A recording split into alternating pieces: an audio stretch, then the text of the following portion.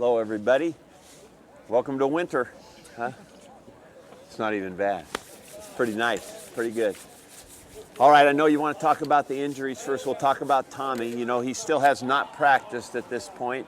We are still going to see what he's like tomorrow, and we'll go from there. So, obviously, the other part is we've prepared with Riker and with Zach Darlington.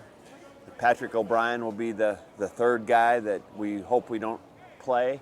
Dylan Utter practiced today, felt pretty good, looked good. Divine has practiced, and I think he looks as good as he's looked in 2 or 3 weeks. That feels better. Any other questions injury-wise? Dedrick is going to be, I'd say at this stage right now, doubtful. You know, we're to the point where I just want him to get better and feel good. He has not really practiced yet, so I'd say it's doubtful. Hey Mike, in your experiences on senior days, is that a tough thing to navigate emotionally, early on for Yeah, some guys? I think that it's something, Brian, that senior day you have to be aware of that. There's a lot going on with the kids but from my position, you've got to accept it as a good thing, and it's a great celebration for these kids. It's I would say fairly emotional, but I think the other part that we have to maintain is that we have to still play a football game, and so we try to hit the reality of that all week long, that we're going to have a nice celebration of this thing. It's a good thing, but there will be a football game, and we have to be ready for it. And the best way to go out your last game in the stadium is to play well and win.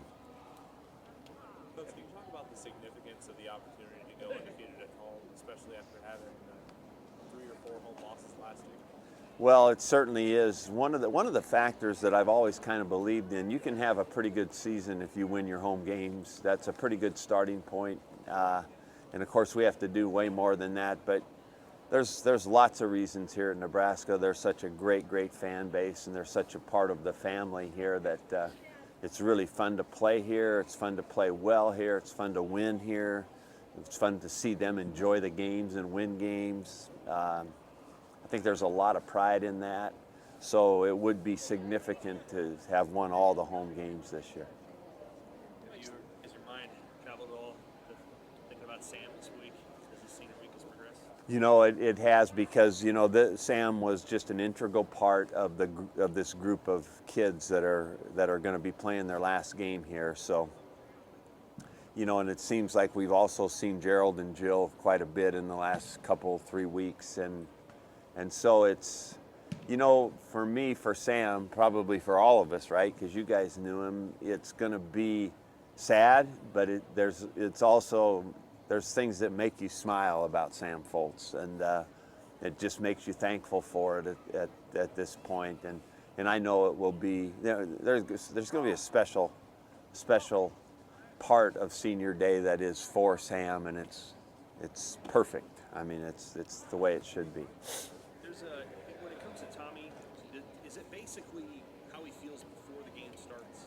I think that there's 2 things there. It's certainly how he feels, but what kind of risk do we take in making it worse? And so you have to.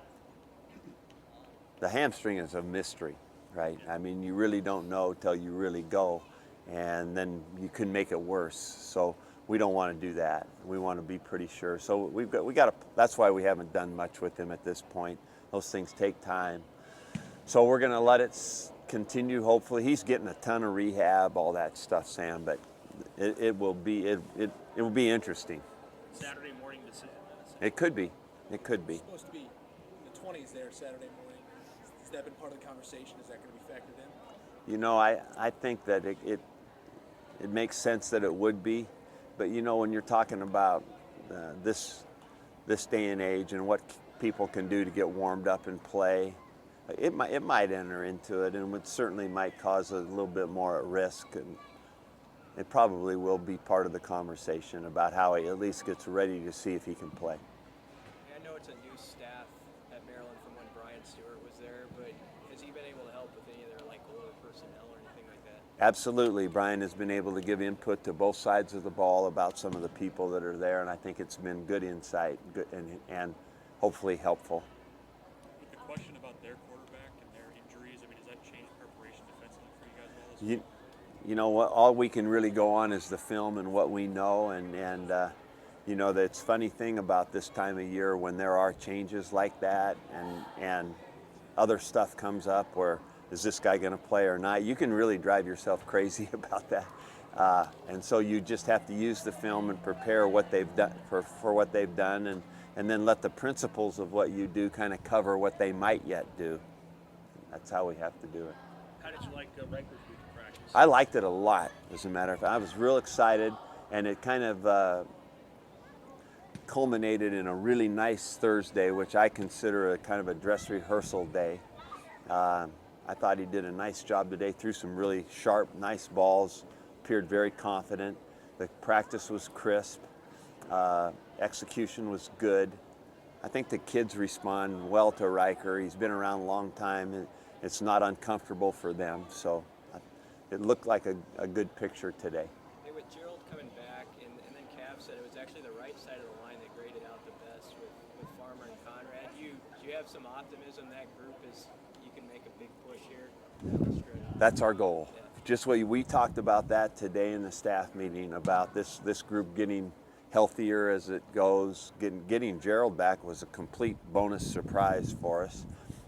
And like I said, through that Sam Hahn stepped in and did a nice job. So I feel like he got a little more depth. And I think that as Neville continues to get better and feel better, then with what Cole's doing and what Neville could do, it feels kind of like the early days of 2016 rather than midway point. Alabama used a former player on its scout team. Would you ever think Yeah. of doing that for Nebraska? We read about that the other day, and somebody brought it up, and my first question was, how is that legal? But it is. So, you know, it's kind of a remote thing, right? A guy has to be back in school full time in order to be eligible. So it would be a limited amount of people that would qualify for that, but certainly interesting, I'll say. How was it having Jack here today? Jack was great to have here today, and we're so proud to be a part of that day. Make-A-Wish is a fantastic organization, and for us to be included is a privilege. It was great to meet the whole family. We've had a lot of fun. He got a scholarship offer and signed his letter at his school and met with the team today, got his playbook. Pretty fun day. Thank you all.